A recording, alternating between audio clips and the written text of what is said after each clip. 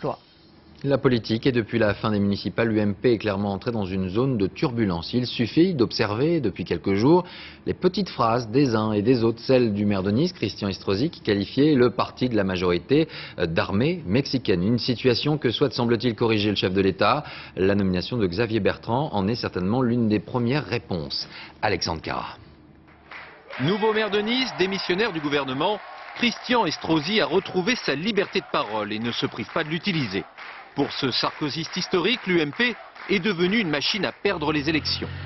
L'UMP ressemble désormais à une armée mexicaine sans véritable chef. Tout ce beau monde va se marcher sur les pieds. Qu'est-ce qui cloche, c'est qu'on n'a pas vraiment gagné les élections.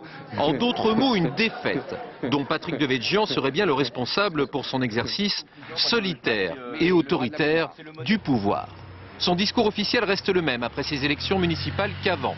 Je ne l'entends pas se remettre en cause, encore moins entamer la moindre autocritique. Des attaques qui pourraient bien traduire la réflexion entamée par le président de la République sur la défaite des municipales. D'ailleurs, c'est de l'Élysée qu'a été orchestré le nouvel organigramme de l'UMP. Xavier Bertrand, ministre des Affaires sociales, et Nathalie Kosciusko-Morizet, secrétaire d'État à l'écologie, sont promus secrétaires généraux adjoints de l'UMP. Une manière de renforcer la direction, peut-être même de l'encadrer. Il y a une décision qui a été prise, quoi, de réussir justement à recréer les conditions d'une nouvelle étape pour l'UMP. Nous avons à la fois la volonté de recréer ce collectif avec des liens également plus importants avec le gouvernement.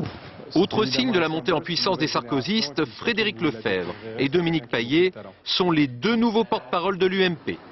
De nouveaux équilibres qui traduisent peut-être aujourd'hui la volonté de mettre en place un contrepoids à François Fillon, le Premier ministre dont la cote de popularité reste supérieure à celle du chef de l'État dans l'opinion comme dans la majorité.